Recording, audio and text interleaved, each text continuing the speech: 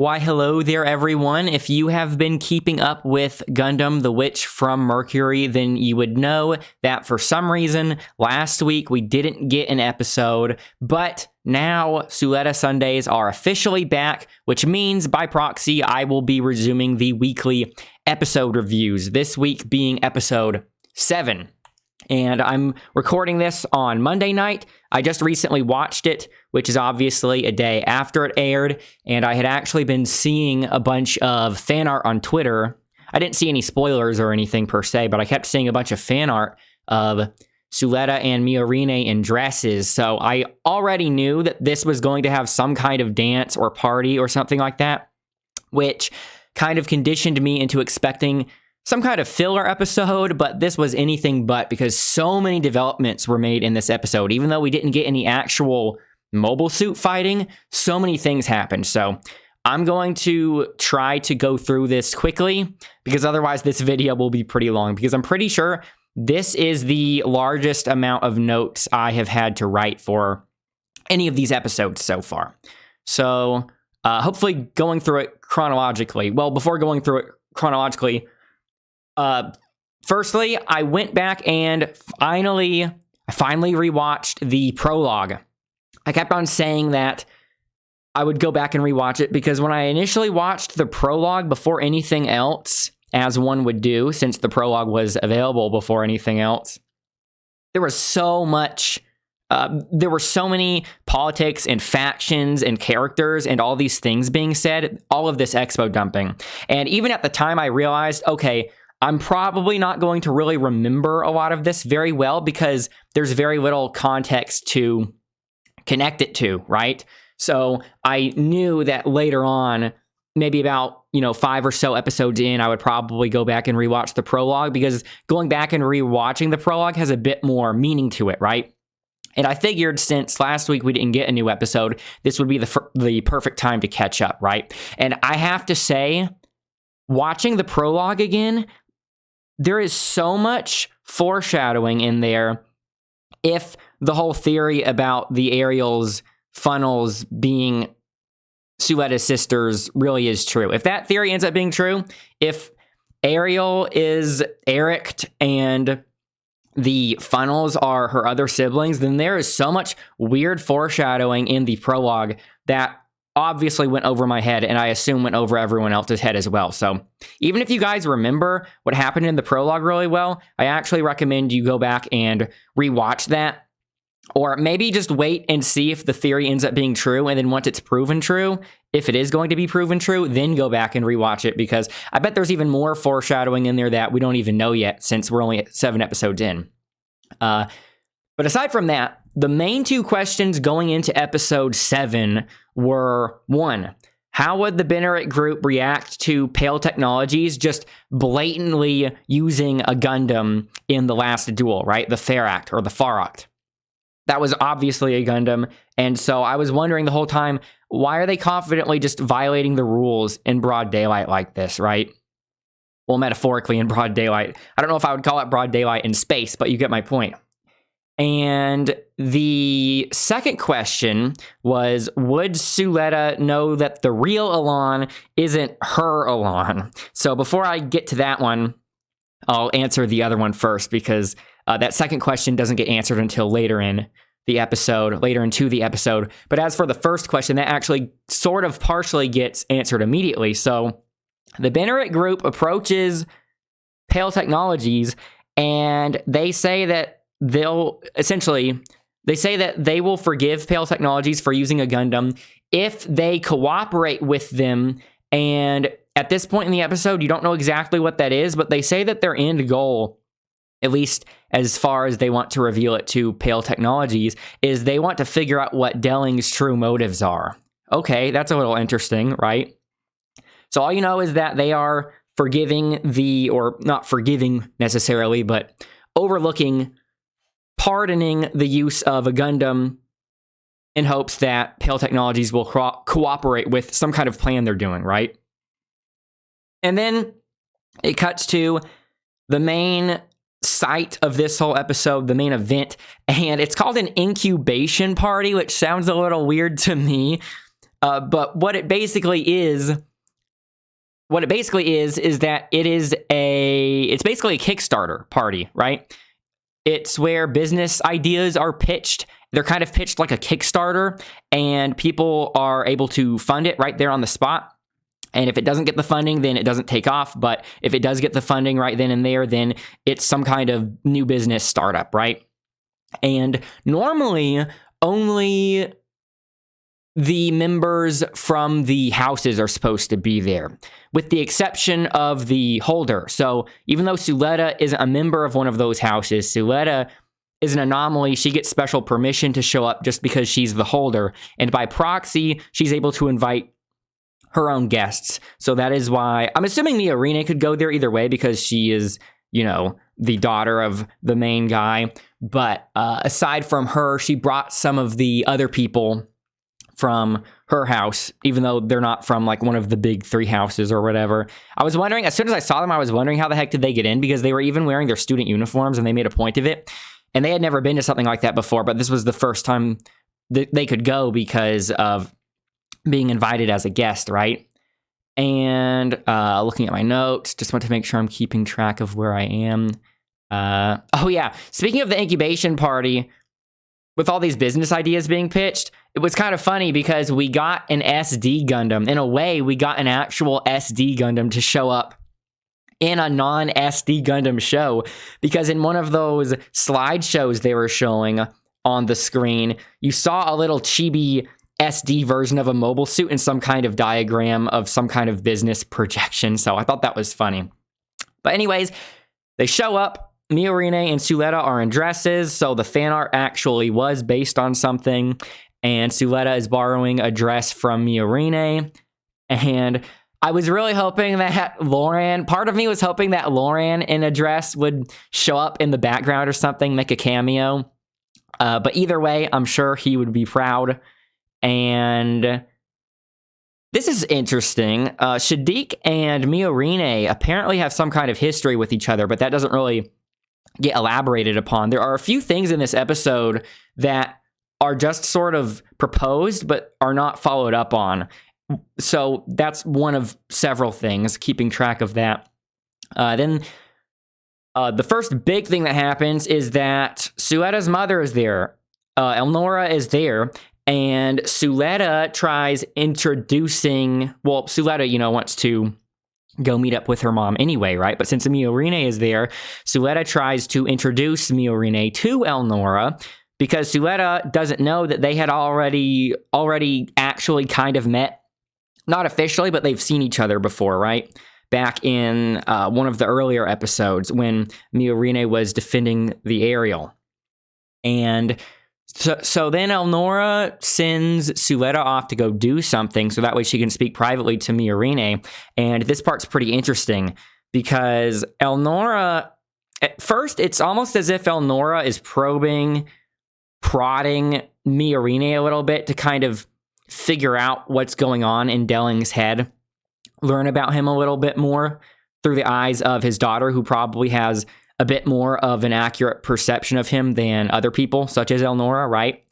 But the way the discussion really goes is that Elnora essentially calls Miorine a hypocrite, right? Because Miorine expects to find a kindred spirit in Elnora because they both mutually hate Delling, right?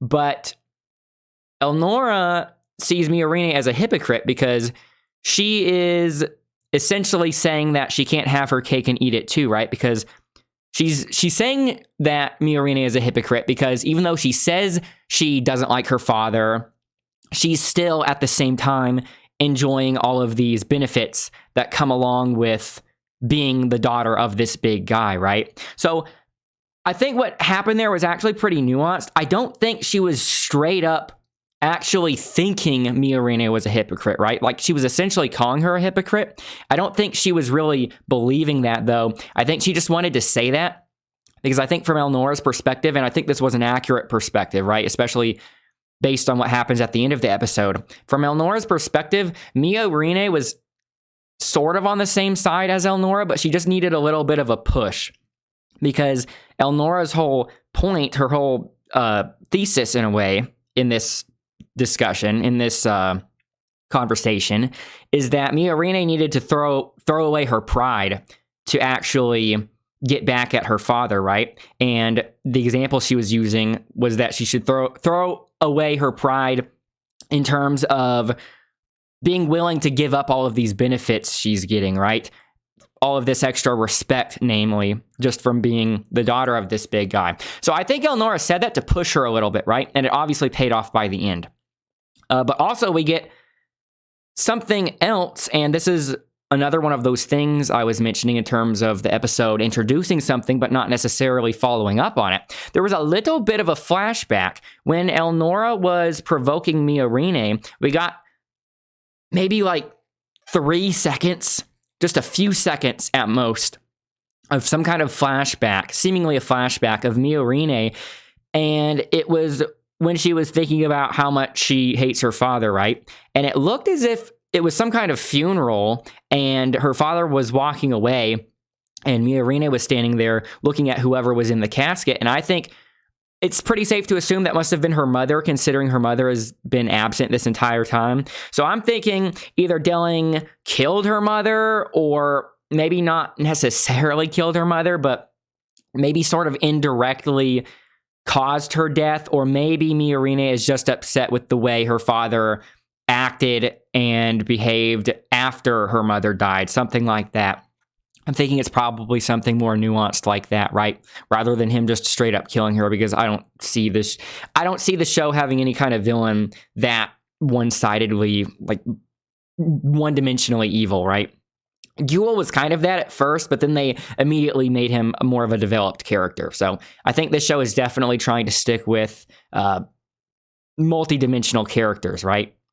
So then it also goes to yet another thing that the episode doesn't necessarily follow up on, or it doesn't at all. That's Nika. I don't think I've ever mentioned Nika by name in these episode reviews, but Nika is the mechanic girl. The one with the blue hair that on the inner side, like it's blue on the inner part of her hair, but not on the outer part. You know who I'm talking about. Nika and Shadiq apparently are conspiring something, because Shadiq shows up and Nika was like in line for food or something, and I don't really understand what the issue was, but I guess she was like looking for where she could grab a plate or something, and then Shadiq hands her one and says she can have that. And Nika says, thank you. But then Shadiq says something along the lines of, oh, I should be the one thanking you, right? It's a little weird, because it's obviously implying that they conspired something, or Nika did something for him. But it's a little weird because Nika seems a little uncomfortable in the situation. So I'm thinking Shadiq might have done like some kind of blackmail, or maybe not something that extreme. But I just get the sense that it's not 100% fair in terms of whatever kind of transaction they did. I'm thinking maybe Shadiq had a little bit more leverage there, which is why Nika is seemingly slightly uncomfortable, but that is something that is going to have to be followed up on in further episodes. So then when we get to essentially the big climax of the episode, well, before that, it actually starts because Suletta runs into the real Elan, and this is where the show gets to answer the other big question. So I said the first big question going into this episode was, how would the Benneret group react to Pale Technologies using a Gundam, right? And they just strangely pardoned it for some kind of plan that they wanted them to cooperate with, right? And then when Suletta runs into Elan, the real Elan, does she recognize that it's a different person, or does she at least realize that he's acting differently? Not really. So Suletta is completely under his spell. But you can't really blame her, because how would anyone even consider the possibility that the person you're talking to is a clone of the other person, and the other person got killed?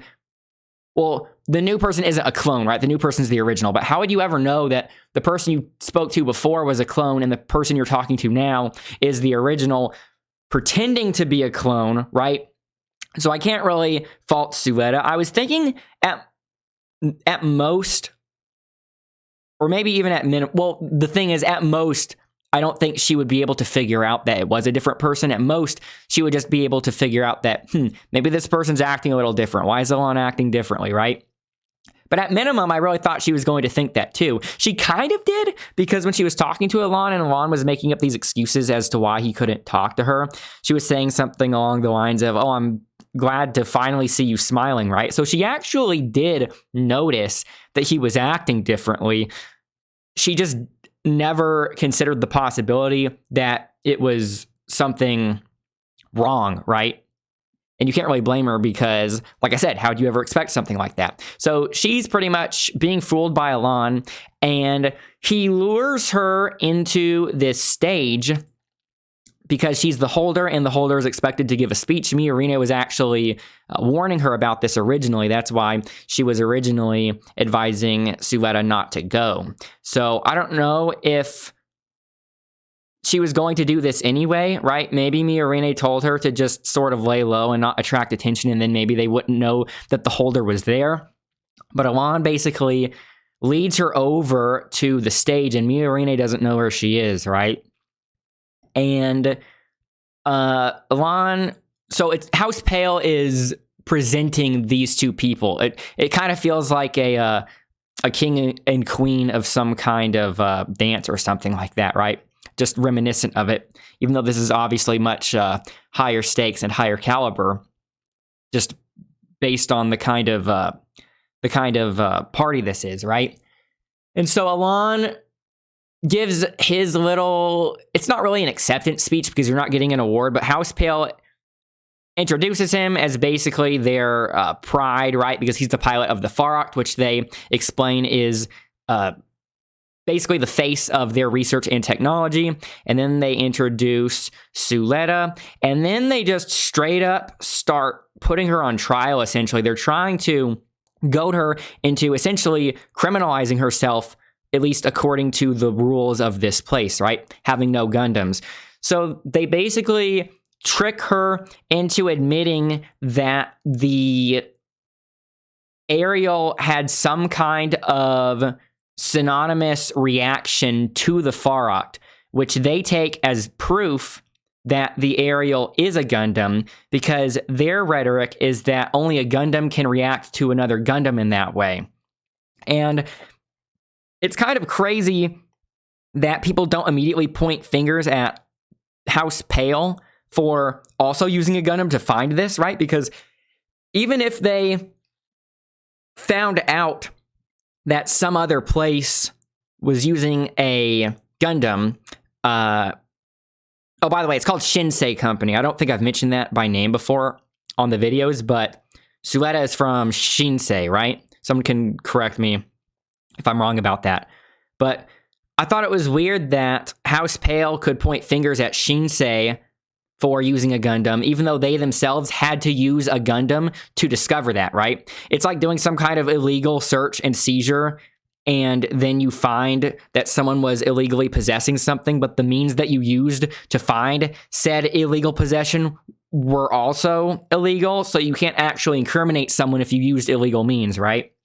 But it seems as if people don't care about this because maybe we didn't get the entire plan revealed, since this is only the first part of the plan, right? Because this doesn't necessarily lead to them learning about Delling's true motives, but this is all set up, right? Because as soon as they point fingers at Suletta and insist that the Ariel is a Gundam, the Benneret group pretends to learn of this. They pretend to have been previously ignorant of this, right? And they try to act surprised. And they say, okay, well, we are going to dispose of the Ariel, but you guys need to do it too. And they say, okay, we will, teehee, we'll get rid of our Faroct as well. So essentially, they're throwing away the Faroct. They're using the Faroct as a sacrificial pawn, essentially, to also take down the Ariel. So I'm surprised they're willing to get rid of the Faroct, but they must know that there's something special about the Ariel, something inherently different that makes the Ariel a bit more intimidating.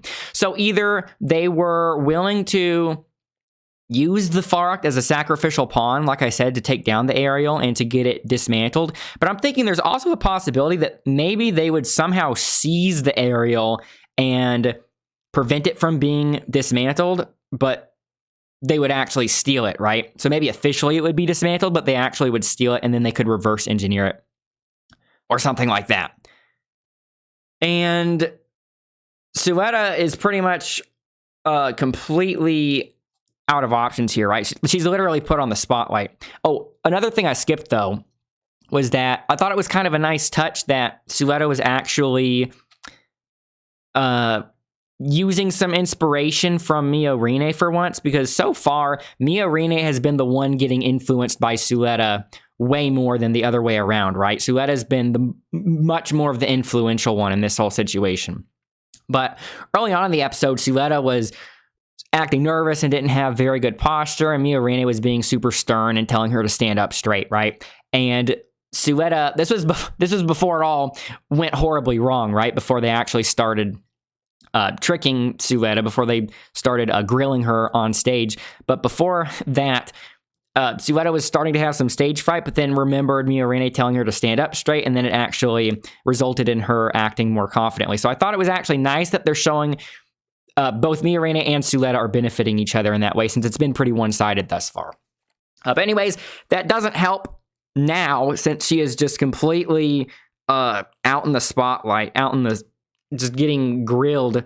And so Miorine has to think fast, and this was really risky. Like, I did not know how this would turn out, but I can't really blame Miorine for making such a bold proposal, because, like I said, she had to think fast. She had to do something, right?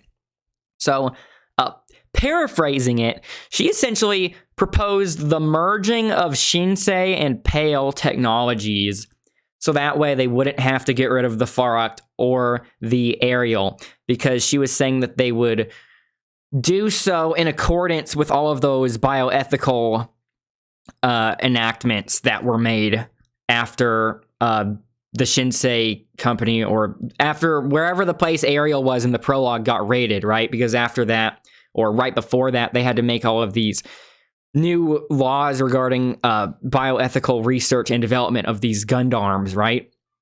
And I was sort of expecting people to invest in it, right? Because it is the incubation party. So her proposing that right then and there, if it were to get funded, then it would become true. It would become legitimate, right?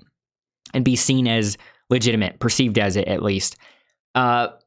And I really thought that it would get invested in, right? Because I was thinking, how else would you write your way out of this scenario? But no one invests in it. And then Miorine takes off her shoes, which is symbolic of her throwing away her pride, because when she realized it wasn't working, that's when she thought back to what Elnora was telling her, and that she needed to throw away her pride, right? Because she was even specifically talking about the clothes she was wearing, amongst other things, right? When I was talking about the respect she gets from this position, all the money she has access to, evidenced by the clothes she's wearing, etc. So she takes off her shoes to go run up to her father and essentially begs him to invest in it, because her father was sort of taunting her for not having any kind of credibility to actually get any kind of investment, because he was basically saying, yeah, this investment isn't necessarily bad per se, it's just that you have no credibility, right? But if I were to propose such a thing, then it would have credibility. So she runs up there and essentially asks for his help, which I actually thought was a really interesting thing to have her do, right? Because if she really does dislike this guy, instead of refusing any and all help she can get from him, she should try to take advantage of him, right? It reminds me of, I think this is actually the second time I've brought up Vinland Saga in these episode reviews. Well, it's the second time for me. I don't remember if I cut this part from one of the other episodes. I might have kept it in, I might have cut it. I'd have to go back and check. But it reminded me of the part in Vinland Saga when Askeladd is explaining to Thorfinn how you actually go about killing someone you hate, right? You have to actually go along with them and pretend you like them for a long time. Not necessarily that Miorine wants to kill her father in this situation, but it's the same philosophy and the same sort of nuanced situation. So I thought that was actually pretty interesting. And seemingly, he doesn't invest in it, But as he walks away, she looks down at her phone and she sees that there's some money invested into it. And then the rest of the funding comes flooding in. And I looked closely and I couldn't see his name on there or anything when it was initially invested in, right? It was at like 0.3 or 0.03%, something small. But I think what you're supposed to assume is that her father started the investment, and then that was basically his blessing, and then everyone else followed suit once they knew that her father invested in it, right? Because that automatically gave it credibility. The thing he said, though, was pretty important, and he was saying that the curse of the Gundam is heavier than you think. So he was basically saying, okay, fine, go along with this plan, but I'm warning you, it's going to be a lot more difficult than you think, right? Which is sort of indicative that he knows a little bit more than what the audience would expect him to know, which is interesting because the episode started out with these people conspiring together to figure out what his true motives are. So he's still a really interesting character. I knew he was an interesting character at the start because he seemed kind of like maybe a better executed version of Treize from Gundam Wing, but I'm really looking forward to what his whole character is going to be because I think there are still some extra elements and twists that'll happen regarding that character. And then if that wasn't already a big enough end for the episode to have the Shinsei company and the Pale Technologies company to merge together, like I have no idea how that's going to work. How are these people going to work together, right?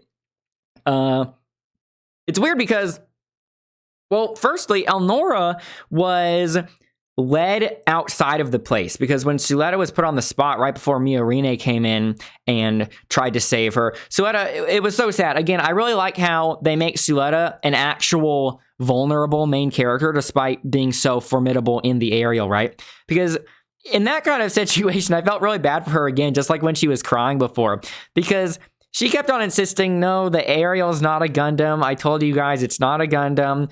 And she was just so singled out, right?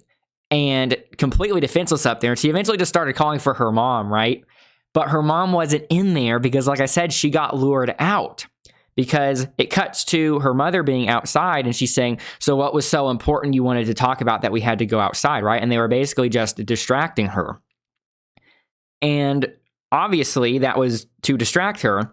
But what's weird is that after all of this is done and Suletta meets up with her mother again, her mother seems to be completely calm and she's acting as if she knew this would work out. I think it actually cuts to the hallway right before they meet up, right? When she's still being stalled by the people talking to her outside. There's a whole commotion inside when the investments start happening, right? And Elnora hears it and she says something along the lines of, oh, wow, sounds like quite the commotion in there, right? And then she goes back in and she's acting as if she knew all of this would work out, but I have no idea how she would know that this would happen when this was all done because of Miorine, right? Maybe it's because she had confidence in her words influencing Miorine to do something drastic, but even so, even if she were confident about that, I think it would be impossible to predict what she would do and propose in that situation, right?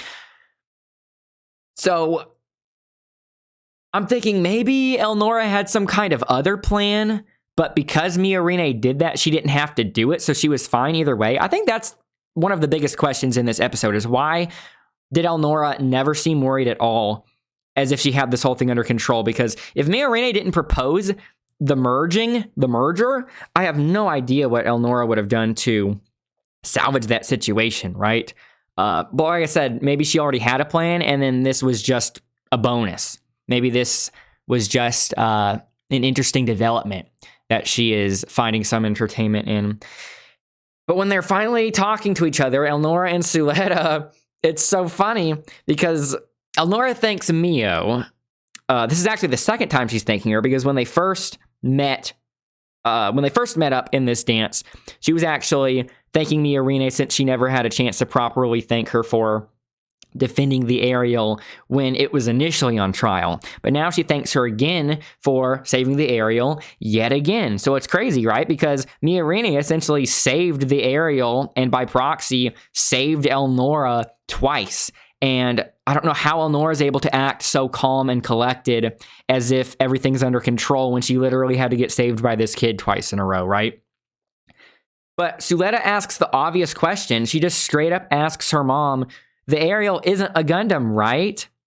And Elnora just looks at her and is like, tee-hee, whoops, secret's out. Yep, it is a Gundam. And that's how the episode ends, which is crazy because she's basically saying to her daughter, Suletta, everybody knows it's a Gundam but you. Come on, get with the times, right? And potentially that's very devastating to Suletta because she had been telling Suletta that it wasn't a Gundam, and she had just been put through the ringer under the impression that it wasn't a Gundam, and she was having to insist that it wasn't a Gundam the entire time, and then you find out that your whole stance was actually predicated on a lie just because your mother was lying to you. That would be horrible, right? She was tricked yet again, and I have no idea how she's going to react to this because Suletta seemingly has a very good impression of her mother, but after this, I'm thinking she's probably going to start to see the darker side of her mother, see her for the shark clone that she really is, and that's quite the cliffhanger. Okay, so how long have I been recording? 31 minutes. I think this makes it the longest episode review thus far, but that was expected because a lot of stuff happened in this episode. So let me know if I missed anything or if I misunderstood anything or if you guys have any other extra ideas or theories because I'm interested in hearing all of it. So with all of that said, I will see you guys later and bye for now.